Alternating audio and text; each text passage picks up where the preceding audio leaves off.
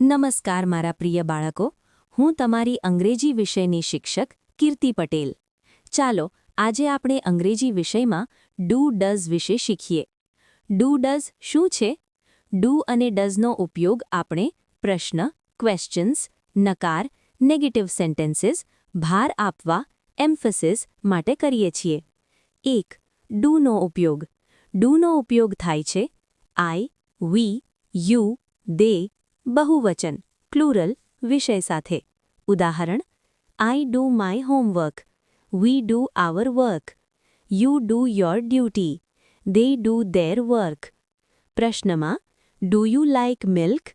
Do they play cricket? 2. ડઝનો ઉપયોગ. ડઝનો ઉપયોગ થાય છે હી, શી, ઇટ, એકવચન સિંગ્યુલર થર્ડ પર્સન સાથે. ઉદાહરણ: he does his homework, she does her work, it does its job. પ્રશ્નમાં: does he like milk? Does she go to school? 3. Negative નકાર વાક્ય. Do not equals to don't, does not equals to doesn't, I do not like tea, they don't play football, he does not like coffee, she doesn't go to school.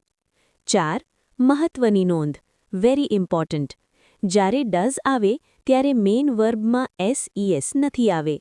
He does plays cricket ખોટું. He does play cricket સાચું.